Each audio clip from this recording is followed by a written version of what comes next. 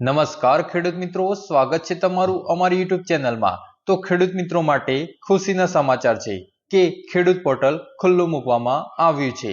જી હા ખેડૂત મિત્રો, બાગાયતી વિભાગમાં mini tractor, mini rotavator, mini trailer એટલે કે ટ્રોલી, ત્યાર પછી મિની કલ્ટિવેટર અને મિની પાણીની ટેન્કર વગેરે સાધનો માટે આજથી ઓનલાઈન અરજી ચાલુ થઈ ગયેલી છે ખેડૂત મિત્રો।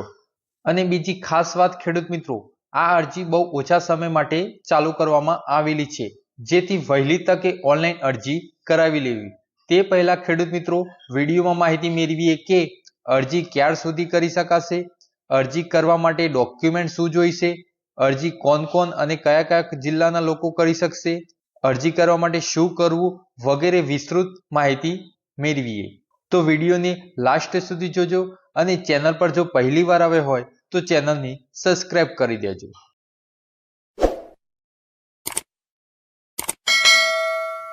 તો ખેડૂત મિત્રો સૌપ્રથમ આપણે અરજી કરવાની તારીખ બાબતે વાત કરીએ કે જેમાં તારીખ 1/12/2025 થી તારીખ 10/12/2025 એટલે કે માત્ર 10 દિવસ સુધી આ બાગાયતી વિભાગમાં ખેડૂત પોર્ટલ ખુલ્લું મૂકવામાં આવેલું છે, જેથી જે પણ ખેડૂત મિત્રોએ જો ઓનલાઈન અરજી કરવાની હોય તો વહેલી તકે કરાવી લેવી।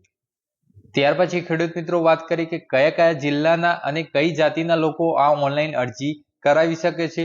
તો ખેડૂત મિત્રો સામાન્ય જાતિના ખેડૂતો માટે ખેડૂત પોર્ટલ ખુલ્લું મૂકવામાં આવેલા જિલ્લાઓની વાત કરીએ કે જેમાં અમદાવાદ, આણંદ, ખેડા, છોટાઉદેપુર, દાહોદ, પંચમહાલ, મહીસાગર, વડોદરા, અરવલ્લી, ગાંધીનગર, કચ્છ, પાટણ, બનાસકાંઠા, મહેસાણા, સાબરકાંઠા, ગીર સોમનાથ, પોરબંદર, બોટાદ, ભાવનગર, મોરબી, સુરેન્દ્રનગર, ડાંગ, તાપી, નર્મદા, નવસારી, ભરૂચ, વલસાડ અને સુરત આટલા જિલ્લાઓ જેમાં સામાન્ય જાતિના ખેડૂત મિત્રો ઓનલાઈન અરજી કરાવી શકે છે।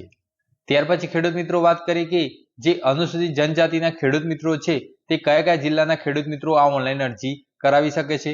તો ખેડૂત મિત્રો દાહોદ, પંચમહાલ, મહીસાગર, વડોદરા, અરવલ્લી, બનાસકાંઠા, સાબરકાંઠા, ડાંગ, તાપી, નર્મદા, નવસારી, ભરૂચ, વલસાડ અને સુરત આટલા જિલ્લાના લોકો આ ઓનલાઈન અરજી કરાવી શકે છે। ત્યાર પછી ખેડૂત મિત્રો વાત કરીએ કે અરજી કરવા માટે ડોક્યુમેન્ટ શું શું જોઈએ છે। તો ખેડૂત મિત્રો અરજી કરવા માટે આધાર કાર્ડ, ત્યાર પછી 7/12 અને 8 આના ઉતારા, ત્યાર પછી બેંક પાસબુક અને તમારો ચાલુ મોબાઈલ નંબરની જરૂર પડશે। ત્યાર પછી ખેડૂત મિત્રો અરજી કરવા માટે શું કરવું? તો ખેડૂત મિત્રો તમે તમારા ગામની ગ્રામ પંચાયતમાં અથવા તો CSC સેન્ટરની મારફતે પણ ઓનલાઈન અરજી કરાવી શકો છો। એટલે કે ખેડૂત મિત્રો તમારા નજીકના CSC સેન્ટર અથવા તો તમારા ગ્રામ પંચાયતના VC દ્વારા પણ ઓનલાઈન અરજી કરાવી શકો છો। તો ખેડૂત મિત્રો આમાંથી જે પણ સાધન માટે તમારે ઓનલાઈન અરજી કરવાની હોય તો વહેલી તકે કરાવી લેવી, જેથી તમને આ યોજનાનો લાભ મળી રહે।